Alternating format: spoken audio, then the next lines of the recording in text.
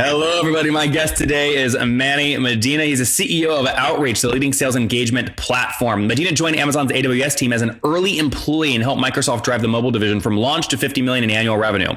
He has an MBA from Harvard Business School and a computer science master's from the University of Pennsylvania. Manny, you ready to take us to the top?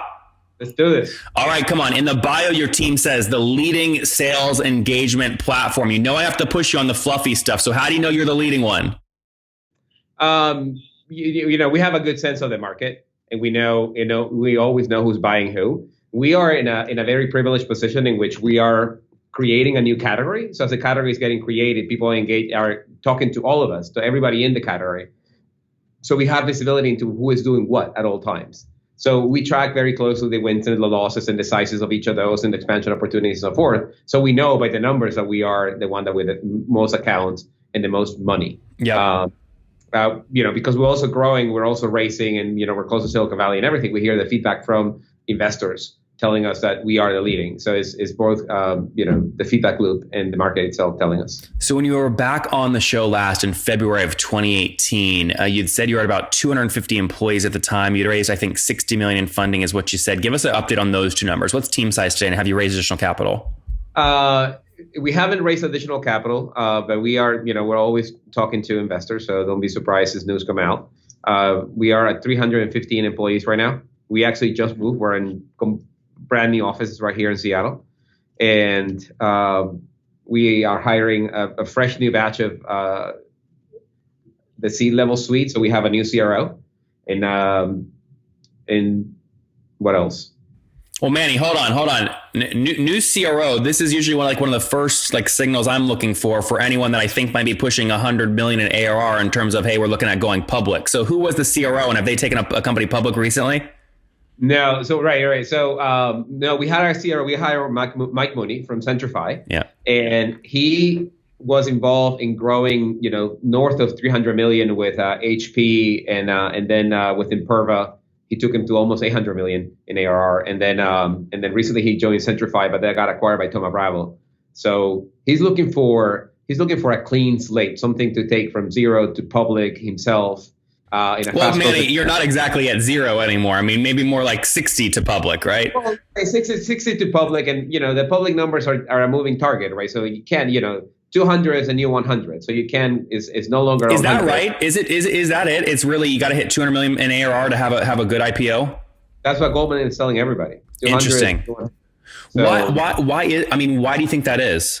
Is the amount of liquidity in the market is just stupid at this point. So you can stay private for longer. Stay private for longer. Funds are playing both sides now. Funds that used to be public funds, hedge funds, and so forth are playing the private markets now too. Because you can write a $50 to $100 million check and invest it all, like that whole thing, into one company and then let that ride out. So if you have a $600 million allocation for a particular company, you can start making bets early on and just capture the upside as a company goes from growth stage to public. Would you, is you're in the back of your head, you're kind of like, wow, the whole team is kind of aligned on, we'd love to go public one day? Or do you think there's a path to actually staying private, up to $400, $500, $600 million in ARR?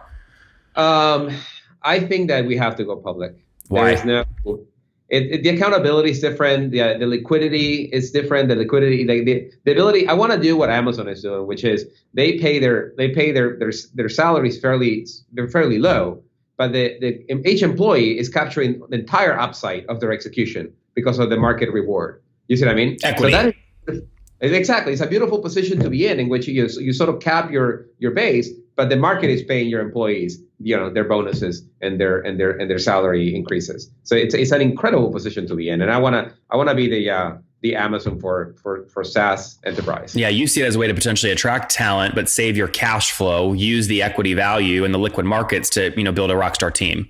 Exactly, and it's like the market is paying the employees a bonus for performance. Yeah. So it's all alignment. There's no better alignment than that. Yeah. All right, Manny. For people that don't know, the rare person that doesn't know what outreach is, what do you guys do? So if you were to think of sales engagement, means that if you were to think about what a rep does every day, the rep calls and emails and follows up and book calendar appointments and documents, LinkedIn, etc. That whole thing needs to be orchestrated for you to be able to measure it and improve it. So in Outreach, it creates a single pane of glass where you can live and take all those actions. So what we do is we're separating the CRM layer, which is where the data is stored, to the system of action where the data is acted on. So by creating a layer where the system is acted on, you actually get better performance because you have visibility into what the rep is doing at all times, and it's not working. It's not getting what you need out of the rep to move the deal forward. Yep. Last time you were on, again, February 2018, you said you had about 2,500 customers. What are you at now? 2,200 customers. What are you at now today? 3,100. And so Manny, where's most of that growth coming from? What's the tactic that you've been testing? Outbound, inbound content? What is it? So we have been heavily outbound. I used to pride myself of being, cold outbound engine for the longest time. We bought a company, Sales Hacker, since last time we talked. Yeah, Max. By the way, I was like in the middle of trying to work a deal with him to like buy the conference somehow, and I'm like, he's not replying to my emails. He's working on something big, and then I see the news. I'm like, God damn it, Manny, get out of my way, man. No, Max is a great guy, and he has a book out too. How's that going so far? Oh, it's blowing up. It's blowing up because, again, we're redefining what sales means. Like, sales is no longer bravado, lone cowboy, do whatever it takes to win. Some people win, some people lose. Sales is becoming a very scientific game in which you need to optimize the time of the rep and the activity that they take to get the most juice out of that transaction. Yeah. So, and sort of like it matches both empathy, empathy, science, and an obsession into one package, and that's what the book is. It lays out the groundwork for what sales engagement will be. But to get back to your question, so we bought Sales Hacker so that we can actually have access to educating the community. What we figure is that our impediment to long-term growth was education, was educating the market that any of the stuff that we're doing is actually possible. Yep. And every time we release something from the machine learning team, and we tell the market that we just did this, the market is like, oh my God, how is this even possible? I don't believe you. You see what I mean? And because we are, we're true to our Seattle-like roots in which we do what we say we're going to do. We never market ahead of capability. We needed the ability for us to have an outlet to tell our story. And that's what we bought Sales Hacker, and that's what brings us here. So heavy outbound. Give me the ratios real quick, because I'm sure you've tested this. You're in kind of inside sales team. So what's the ratio from kind of like SDR to AE right now? Oh, it's less than 1-to-1. So last time we talked, I think it was, over 1-to-1, 1.5 or so SDR for AE. And now we're dialing that down significantly to less than 1 SDR, and we're going to get to 1 SDR per 2 AEs. Okay, per 2 AEs. What has allowed the SDRs to get more efficient? Outreach. What? Outreach. Well, your tool. Okay, got it. Can you be specific though? I mean, I know it's your tool, you build it in, but what actually is it? Is it higher response rates on the cold emails? I mean, what is it?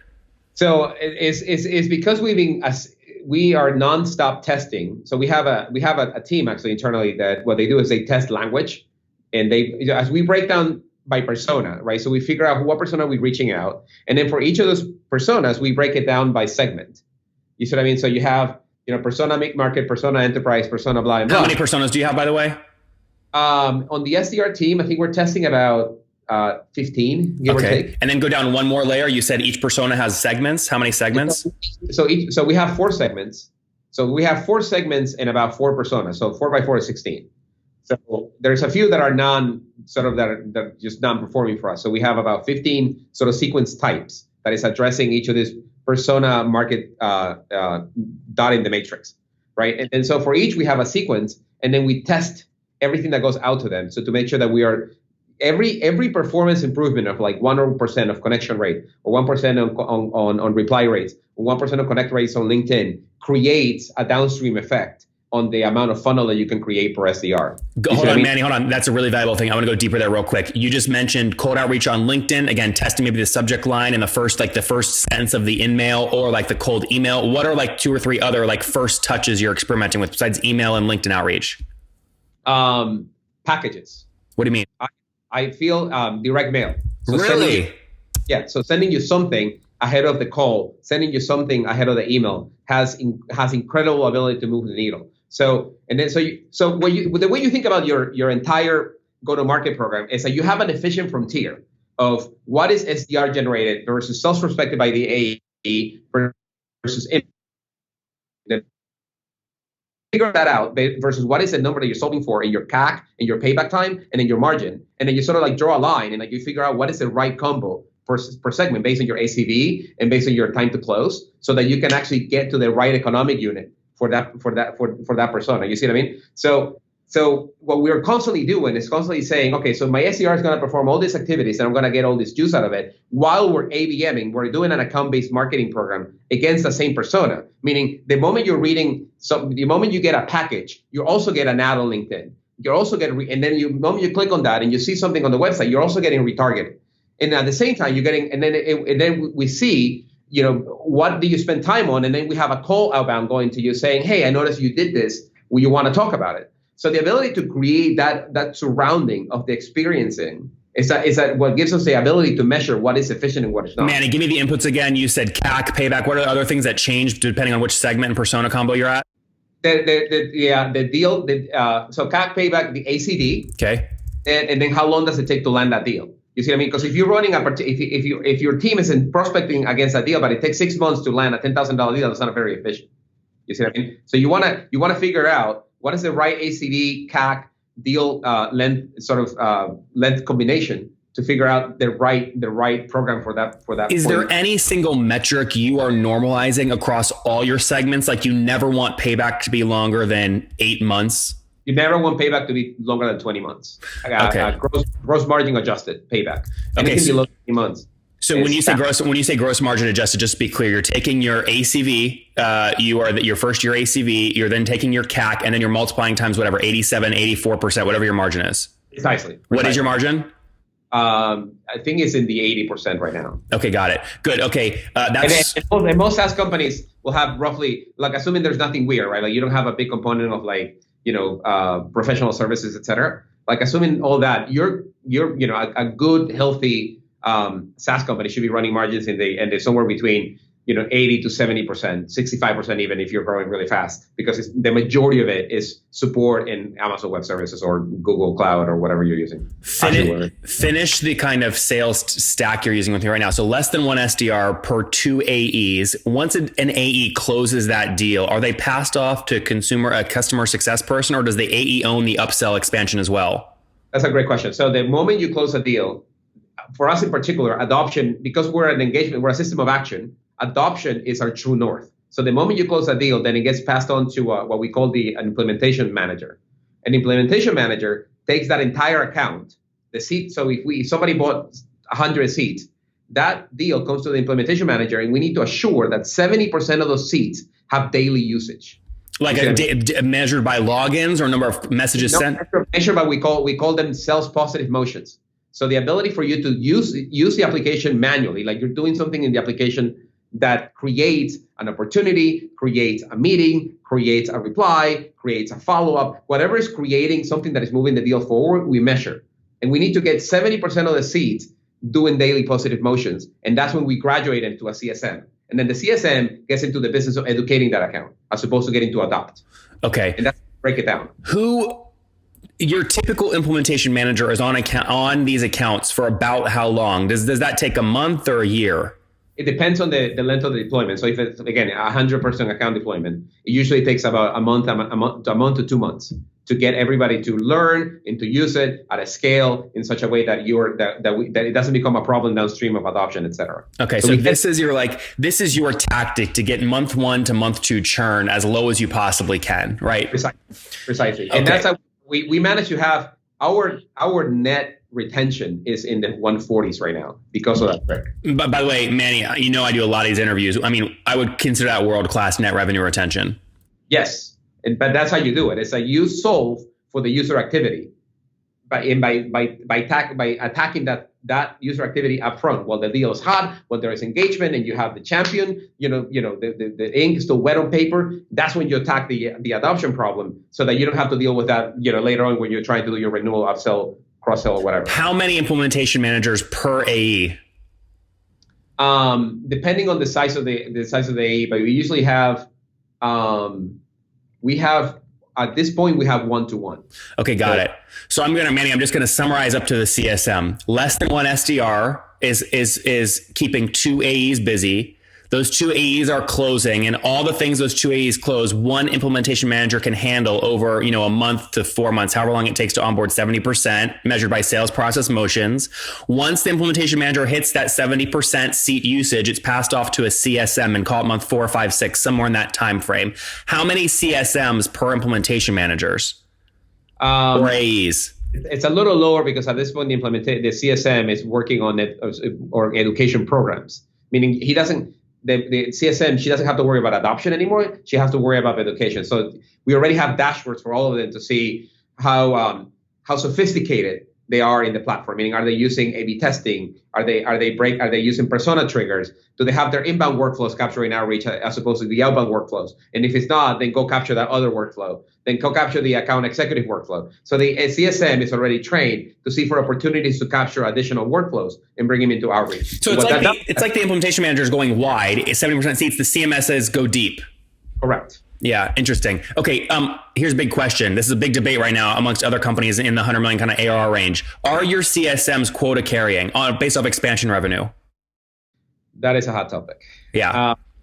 They are not quota carrying per se, meaning they don't get fired if they don't hit a quota, but they do have a renewal target. Okay. But they get no personal upside if they hit it, other than like maybe a bad performance review. They do. So they do. So that you get the upside, but you don't get the downside. So quota carrying in my mind will mean you get fired if you don't hit quota. Yep. Here you get the upside if you don't hit quota. Oh, so there's a commission. Yeah, they do have a commission program. Yes. Oh, okay. Can I ask like minimum commission in a year? That's like 10%, 5% too? It's less than 10. Okay. But it's more than 5. It could be 10, but I don't recall. Yeah, we're getting really in the weeds, but I'm just curious. So if a CSM, I think it's important. So this is the part that is tricky, right? Like this is why it's a hot debate. Is that I am far more concerned about maintaining that 70% user adoption and acquiring new workflows. And we have proven here internally that by doing that, you hit expansion triggers. Yep. I mean, but I cannot explain. Like, if you were to ask me why or like how does it work, I won't be able to explain. Well, Manny. This is why. And I'm not just trying to blow smoke up your ass. If you understand, if the process works, the outcomes will just happen. You're investing in the golden goose, and you know the golden eggs will just come out faster, right? So exactly. I'm far more concerned about the leading indicators as opposed to the lagging indicators. 100%. Okay, so 2014 launch, 3,100 customers today. You've added, that's up from 2,200 about 18 months ago. ACV, average customer paying about what these days? We're up to, I think it's somewhere between $40,000 and $60,000 per year. Per year. Okay, good. So we'll say $40,000 per year minimum there. That's about $3,300 per month. Let me see. That's up. Yeah, that's up. Your ARPU a year and a half ago, you told me it was about $2,400. So that's testament to you've driven expansion revenue, right? It makes a lot of sense. Yeah, not only that, but we also move quite a bit up market. And when you move up market, then the levers of negotiation kind of change a little bit, right? Because they want a lot of security, they want a lot of governance, they want all these other things that are way more expensive, and they either have it or they don't. You see what I mean? It's not like an SMB account can trade them off. Yep. And a big enterprise account like I don't remember what they said. In a big enterprise account, there's a lot of things that are non-negotiable. Now, Manny, I have to do the math because you gave me the number. So correct me here if I'm wrong, but 3,100 customers, $40,000 ACV, that would put you north of $10 million a month right now in MRR. Is that accurate? Or near? We're not quite there yet, but I can tell you the following, and I don't have permission to do this, so this is an exclusive. This is great. We passed the $10 million quarter mark last year. So we're now adding over $10 million a quarter every quarter. In new bookings. In new bookings, yeah. Yeah, and that is the metric a lot of the most advanced kind of investors and VCs and PE firms will look at is actually new bookings per quarter. So congratulations on that. Thank you. Growth year over year. We're north of 100 still. Even at these kinds of big numbers. I mean, because last time you came on, again, February 2018, you told me, you were north of 5.3 a month, right? So you're pushing, it sounds like getting close to 10. I mean, that's impressive at this scale. The good news is that the size of the market is just enormous, right? We're deploying against install base for CRM. So we're just mopping up everybody who has Salesforce or Dynamics doesn't have a layer of engagement. Yeah. So everybody's working out of spreadsheets or out of somewhere outside of CRM. So that entire market is available to us, and that's an $80 billion market. Mm-hmm. So for us, it's literally a capacity problem and an education problem. Yeah. Meaning, the more I educate the market, this is why we bought SalesHacker, the more we have. And then all I need is capacity to go deliver against that. This is why we need to, to my earlier point, is why we need to sort of address that need with the right effective approach for that particular segment. And as long as we do that, it's all the way to $80 billion. So there's no constraint. Will you pass 10 million a month, you think, this year at some point? Oh, we have to. Yeah. Yeah. Okay, good. What can you tell me the goal by the end of the year, by 2019? What would be like a stretch goal? Like 140, 150? So the stretch goal is to get to about, I think it's like $17 million a quarter before the end of the year. So you're measuring everything really. This is interesting to hear you talk. You're really measuring everything in terms of velocity, right? So you're saying 17 million in new bookings per quarter. Correct. It's just interesting. I asked the question and you give that response versus what most people would say is we want to break 150 million bucks in ARR. It gives me into your psyche. It's input metrics, right? Like I think about input metrics, like what capacity do I need to generate that kind of money, and everything else takes care of itself. You see what I mean? Yeah. If I'm thinking about the output metric, then, I sort of forgo a lot of steps in the middle. Yeah, no, that makes a lot of sense. Okay. It sounds like you're talking or thinking about funding right now. Don't tell me obviously what you're actually negotiating, but for where you're at, right? It sounds like you have passed, and I do think this is a critical point. When CEOs get to the point where their ARR is greater than the amount they've raised, right? You now have leverage again versus the other way around, which is you've raised way more than what your ARR is. So you have really, I believe, any options you want on the table. What is the right next move for you in terms of capitalization? So the broader way to think about this is play it all the way out to cash flow positive or to some kind of like EBITDA number, and then figure out how much money do you need to get there, and then double that. Yeah. And then that's your new minimum. Are you cash flow positive today? No.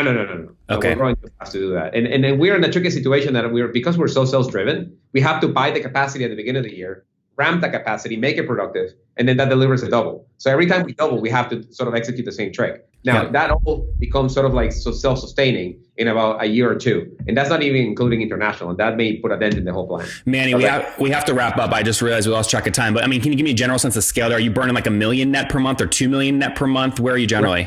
North of 2 million per month right now. Okay, but south of 3? That is south of 3. Okay, between 2 and 3. Good. That gives me a good general sense of kind of where you're at. Let's wrap up here with the famous 5. Number 1, what's your favorite business book? I still think Fast and Slow. That's a good one. Number 2, is there a CEO you're following or studying right now? Oh, always being Bezos. Bezos, yep. By the way, real quick, you're in Seattle. Obviously, Amazon is up there. Henry is getting very aggressive with his nice PE firm behind him. Just took out Zoom Info. Are you in any acquisition talks with them? This would be a nice natural add-on.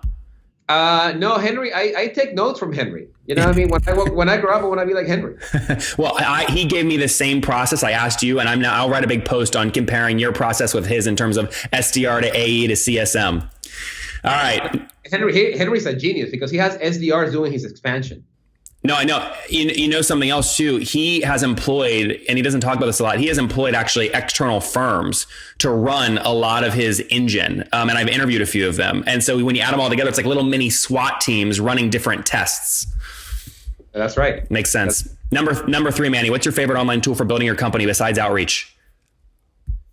I would still say Google Docs. Like I'm still very reliant on Google Docs for everything. And number 4, how many hours of sleep you get every night? How many what? Hours of sleep do you get every night? 6. And what's your situation? Married, single, kids? Married with 3 kids. 3 kiddos. How old are you? I am 45. 45. Last question. What do you wish your 20-year-old self knew? That starting a company is not that hard.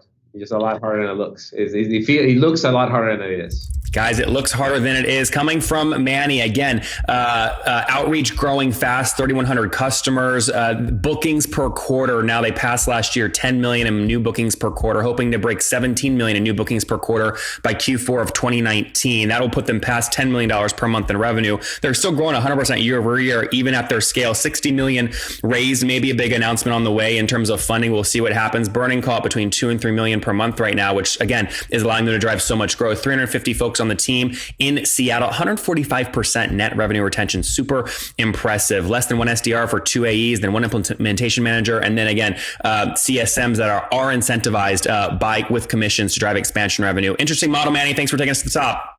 Yeah, man.